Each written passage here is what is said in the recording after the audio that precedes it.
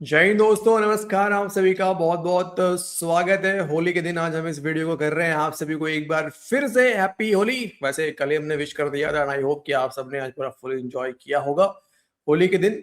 हालांकि हमने भी किया है थोड़ा बहुत। अभी आपको पता नहीं कैमरा में दिख रहा होगा नहीं दिख रहा होगा, बट कलर्स है। मतलब ये टी शर्ट तो खैर ऐसे ही प्रिंटेड है, मतलब ये कलर लगा हुआ नहीं है। डीसी अभी चकमा खा गया था। तो डीसी भाई का नहीं पता मुझे इसने कितना होली खेला हुआ है। और खिला। इसके बैकग्राउंड में डीजे, भाई इसके बैकग्राउंड में डीजे बज रहा है। दबाओगे। अभी ये सामने मुझे पता चला है, मैंने फोन किया था तो इसके छोटे डीसी ने फोन उठाया। छोटे डीसी ने फोन उठा के बोला कि पापा कीचड़ में लौट रहा है। मतलब सामने डीजे बज रहा है। सामने डीजे अरे बज यार रहा है फालतू और मत बोलो करो यार, प्लीज यार, छोड़ो। नहीं मैं देखो मैं आज मैं मैं नहीं शादी हूँ, वो पाकिस्तानी किया करते हैं वो काम यार, मैं नहीं करता हूँ। अरे कीचड़ मतलब मिट्टी से, अरे कीचड़ में लौट रहे का वो छोड़ो। वो आज उस सेंस में मत लो बात को। हम्म। मतलब मैं बता रहा हूँ दोस्तों, डीसी के घर के सामने एक ग्राउंड है, खाली प्लॉट है। जो आप पता है आपको कि मिट्टी विट्टी वाला खेत खेत वेत रहता है तो मिट्टी भी रहता है। तो आज मुझे पता चला कि वहीं पे डीजे लगा हुआ है और पूरा मैदान को जो है वो गीला कर दिया गया है। और वहीं पे एकदम धमाधम धमाधम मस्त कैलेंडर जो है वो चल रहा है इनका। आज यही काम करा है डीसी ने। तो और हमारे इधर में वो रंग जो कलर आता है सीसी में, उसमें तो कोई काम नहीं है। तो अबीर से ही खेला हमने। तो अबीर वबीर तो खैर निकल जाता है नहाने वहाने पे, तो हो गया। लेकिन चलो भाई लोग, अब आते हैं मेन मुद्दे पे। आई होप कि आप सबने अच्छे से एंजॉय किया होगा अपने फैमिली के साथ, दोस्तों के साथ। और हाँ, ठीक है। तो भाई लेकिन एक डीसी खबर आ गई है, न्यूजीलैंड पहुंच गया है फाइनल में। यार क्या पहुंचा है, लेकिन बहुत ताबड़तोड़ तरीके से पहुंचा है। बहुत ही बिल्कुल प्रेशर नहीं, बड़ा मैच था लेकिन इसके बावजूद भी बहुत तगड़ा खेल के गया। और फिन एलन ने 33 बॉल में सेंचुरी मारा है। ये फास्टेस्ट सेंचुरी है T20 वर्ल्ड कप का। आई थिंक मेरे ख्याल से सभी का, मुझे नहीं पता कि 32 बॉल में किसी ने किया है कि नहीं किया है, लेकिन फास्टेस्ट सेंचुरी। तो देखते हैं कल हमारा मैच है, कल क्या होता है हमारा। अब आते हैं वीडियो की तरफ। आज हमारे पास डीसी एक छोटा सा वीडियो अंत में है कमरुद्दीन का। और मैं दिखाना चाहता हूं अपने दोस्तों को कि जब आप अपनी, मतलब जब पाकिस्तानी बीबियों से, बहन जैसी बीबियों के साथ शादियां करते हैं तो फिर नतीजा निकलता है कमरुद्दीन। वो दिखाएंगे आपको। बड़ी फनी सा क्लिप है। डीसी छोटा सा है लेकिन बड़ा फनी है, मजा आएगा तुम्हें। और एक आपको पता है दोस्तों कि जंग चल रहा है, ईरान यूएस है, इसराइल है, फिर गल्फ कंट्री पे भी अटैक्स हो रहा है फिलहाल अभी उसमें। लेकिन सबसे ज्यादा जो कैजुअलिटीज हुई है ईरान के बाद, किसका नंबर होगा डीसी, पता करो, गैस करो।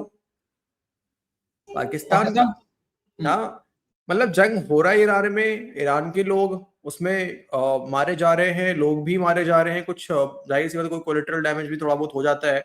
और उसके बाद बाकी जो उनके IRGC वाले हैं वो भी चल रहा है। इसराइल में भी हमले हुए, वहां भी लोग मारे गए हैं। यूएस के भी हम देख ही रहे हैं, उनके भी आर्मी एयरफोर्स वाले, उनकी भी जान जा रही है।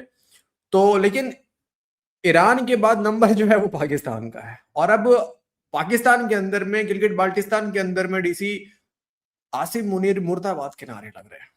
वो दिखाएंगे आपको। बढ़ते हैं सीधे वीडियो में आगे। और अगर आप चैनल पर नए हैं, चैनल को सब्सक्राइब कर लीजिए जल्दी से, वीडियो को लाइक कर दीजिए, कमेंट करके साजिश शुरू कर देते हैं हम लोग। चलिए सीधा चलते हैं गिलगित बल्तिस्तान, जहां से बहुत ही खौफनाक खबरें आ रही हैं। गिलगित बल्तिस्तान में अब नारे लगे हैं और वो सीधे नारे लगे हैं, आसिम मुनीर मुर्दाबाद।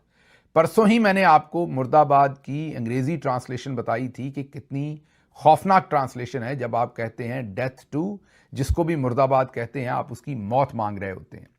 तो गिलगित बल्तिस्तान के अंदर अब मुजाहरीन ने नारे लगाए हैं। ये सब कुछ क्यों हुआ है?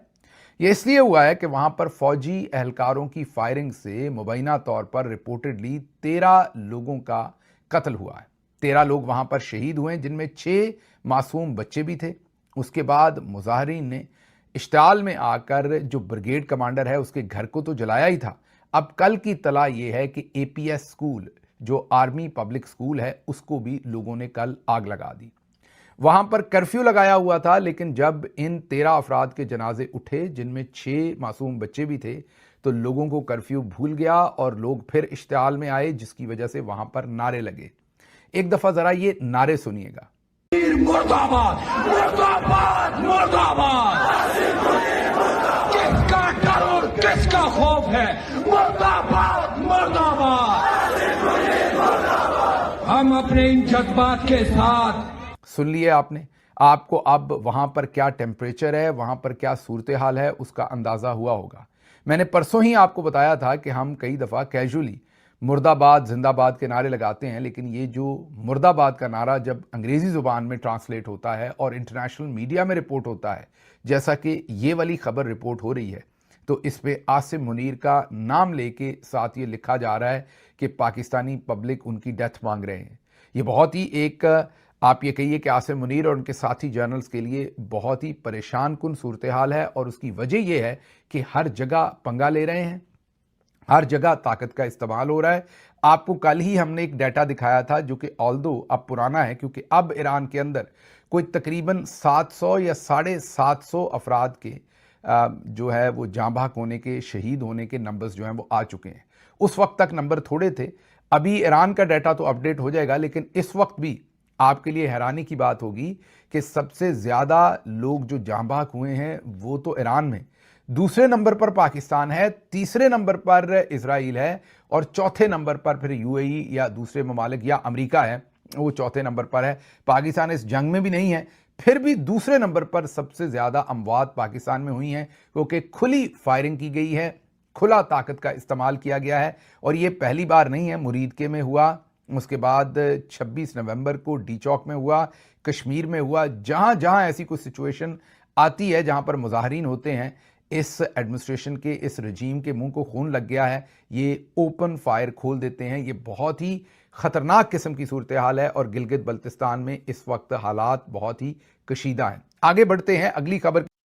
अच्छा, एक बात मैं यहाँ पे ऐड करूँ डीसी, मुझे जहाँ तक लगता है बहुत जगहों पे जंग तो चल ही रहा है, रसिया यूक्रेन के बीच भी चल रहा है काफी लंबे समय से। अभी ईरान इधर शुरू हो गया, गाजा के अंदर हमने देखा, लेकिन फिर भी रशिया यूक्रेन वाला छोड़ दिया जाए मामला पूरा, ठीक है, तो मुझे लगता है कि जितना पाकिस्तानी फौजी इनको टिकट मिल रहा है 72 एज का, बिना लड़े कहीं पे, बिना जंग के, उसके बाद जो पाकिस्तान के आम लोग हैं, आए दिन कोई ना कोई कहीं फटता है, उसके बदले में निकल जाते हैं काफी सारे लोग। तो अगर पूरा आंकड़ा निकाला जाए इनका साल का, कि एक साल में इन आतंकवादी घटना में जो खुद पाकिस्तानी फौज करवाती है, और पाकिस्तानी फौजी जो खुद अपने ही फौज को बहुत बार फॉल्स फ्लैग करके मरवाते हैं, इनके जनरल्स जो हैं, तो सब जोड़ा जाए तो मुझे लगता है सबसे ज्यादा जो है ना पाकिस्तानी ही निपटते होंगे पूरे साल में, निकाल दिया जाए अगर तो लगभग लगभग। बिल्कुल बिल्कुल सर। बिल्कुल। और और बहुत ये सारे तो लोग इनका डोंकी मारते हुए डोंकी डोंकी मारे मारते हुए जाते हैं। बहुत सारे लोग चल निपट जाते हैं पाकिस्तान से जिंदाबाद का नारा लगाते हुए।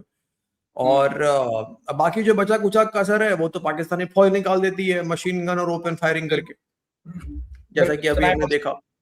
स्नाइपर से। हाँ हाँ हाँ, सही बात है, क्योंकि देखो ना, अभी 13-14 तो ये लोग बता रहे हैं कि गिलगिट बाल्टिस्तान में अंदर मारे गए लोग। फिर अभी रिसेंटली कहाँ तक, कराची के अंदर में, वहां पे खबरें आई कि 20 से ऊपर 30 लोगों को, 40 लोगों को गोलियां मार दी। कितने मरे उसके बाद कितनी की जान गई खबर भी नहीं आया। मोटा मोटी कई लोग बता रहे हैं कि 40-50 से ऊपर लोग मारे गए वहां पे।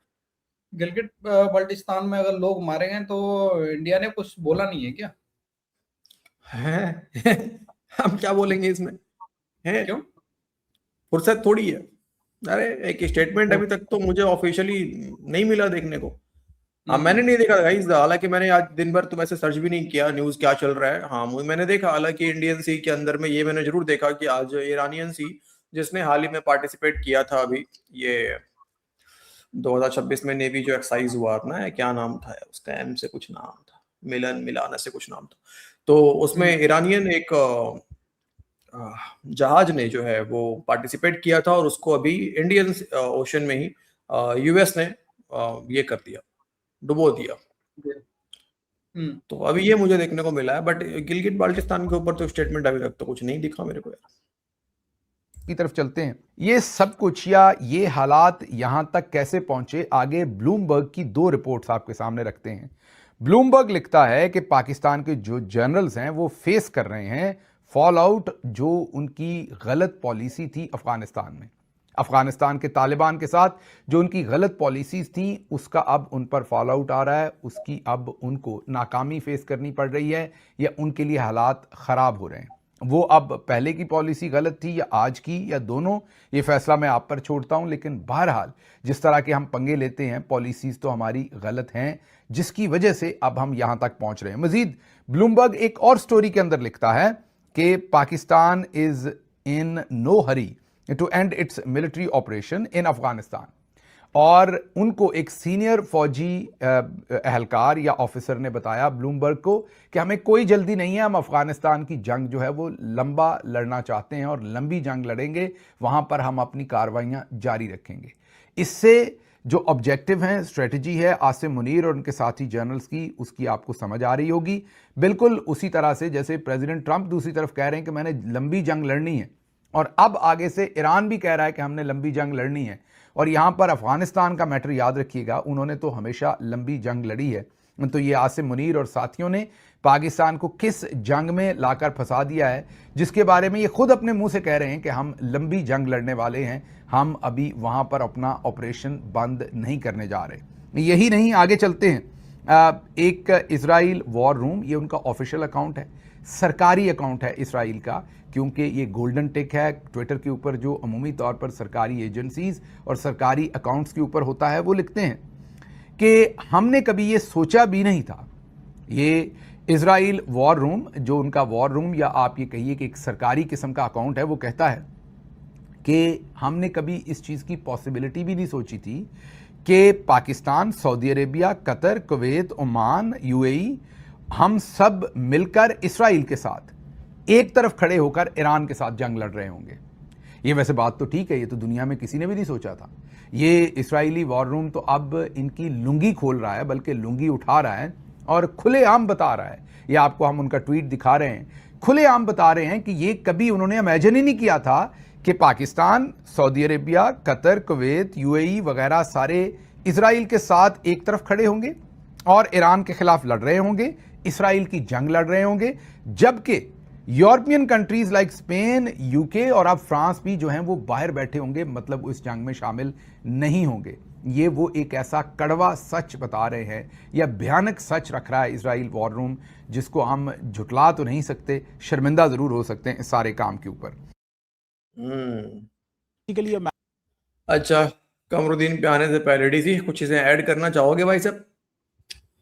भाई साहब देखो, छोटा सा बच्चा भी इसमें बता देगा सर, ये जो डिफेंस पैक्ट हुआ पाकिस्तान और सऊदी अरब का, ये सर करवाया गया है अमेरिका की तरफ से, ये हुआ नहीं है, ये अमेरिका ने करवाया। मुझे लग रहा है ये काफी पहले से इनका प्लान चल रहा था कि ये करना है 2-4 महीने के बाद, और ये बड़ा सिस्टमैटिक तरीके से चल रहा था कि ईरान को अटैक करना है, अगर हम ईरान पे अटैक करेंगे तो ईरान रिटेलिएट करेगा, सऊदी अरब के ऊपर भी अटैक करेगा, ये पता था सभी को। अब सारे डॉट को कनेक्ट करो डीसी। देखो, जियो पॉलिटिक्स में कुछ भी रातों रात तो होता नहीं है, ठीक है। आप सारे चीजों को डॉट को कनेक्ट करो। पहले पाकिस्तान को इनके साथ में करवाना कि बेटे तेरे को ऐसा करना है, एक साइड तेरे को लेना है। उसके बाद मुझे लंबे ऑपरेशन की जरूरत अगर पड़ जाए ईरान के अंदर में, तो मुझे आसपास कोई बेस चाहिए। वो कौन सा होगा? बगराम एयरबेस होगा। तो भिड़ जा अफगानिस्तान से, तो इंडिया से तो लड़ नहीं पाया, तोड़ दिया इंडियन तुझे, तो कम से कम अफगानिस्तान को तो तेरे से उम्मीद कर सकते हैं। इतना हथियार दिया तुझे, F-16 दिया, कम से कम अफगानिस्तान के तो लड़ ले बेटे। बगराम की जरूरत ही नहीं है, पाकिस्तान खुद देगा, अपना एयरबेस देगा। रुको, वेट करो, बैकअप प्लान होगा। देखो, ईरान मानेगा नहीं इजराइल पे अटैक करने से, वो मानने वाला नहीं है। आप ये भी याद रखना, वो अटैक करेगा, पाकिस्तान को बीच में कूदना पड़ेगा। अगर ये डिफेंस पैक्ट को मानते हैं तो इनको कूदना पड़ेगा। मतलब सऊदी पे बात कर रहे हो? सऊदी पे देना पड़ेगा इनको, सऊदी पे अटैक करेंगे वो कह रहे हो ना? बिल्कुल। हाँ, तो देखो, और ये भी तो बैकअप प्लान होगा। पहले तो बगराम वाला तो कर रहे हैं, कोशिश कर रहे हैं कुछ हो जाए, वहां पे हो नहीं पाएगा मेरे को अच्छे से पता है। तो बैकअप प्लान इनका अपना बेस देने का ही है, और कुछ लोग तो कह भी रहे हैं कि इस्तेमाल हो रहा है इनका बेस, लेकिन क्योंकि खुल के इस्तेमाल हो नहीं सकता, क्योंकि अभी पब्लिक का हाल देखा आपने, निकल गए रोड पे, तोड़फोड़ कर दिया, तो कुछ ना कुछ तो ऐसी मिल जाएगा ना, ऐसा कुछ ना कुछ तो मिलेगा लोगों के अंदर में, दिखेगा। हालांकि गोलियां मार के फिर काम चला लेंगे ये लोग, लेकिन फिर भी चाह रहे हैं उस चीज को अवॉइड करें। आज मैं देख रहा था कि तुर्की के ऊपर भी ईरान ने बैलिस्टिक मिसाइल दागा, ठीक है, तुर्की के ऊपर में। अभी तक तुर्की इस चीज से बचा हुआ था, लेकिन आज मैंने देखा कि तुर्की के ऊपर में ईरान ने बैलिस्टिक मिसाइल मारा। हालांकि उसको इंटरसेप्ट कर दिया, फिर बाद में स्टेटमेंट भी दिया कि भाई ये क्या चल रहा है, हमारे ऊपर क्यों मिसाइल मार रहे हो। ठीक है, तो अभी तक लोग ये कह रहे थे कि तुर्की मदद कर रहा है अमेरिका की, लेकिन अभी तक उस पर अटैक नहीं हुआ। पाकिस्तान मदद कर रहा है, अटैक नहीं हुआ। तुर्की पे तो हो बताओ गया। यार, तुर्की और ईरान, तुर्की, सऊदी अरब और पाकिस्तान तीनों का डिफेंस फैक्टर है यार।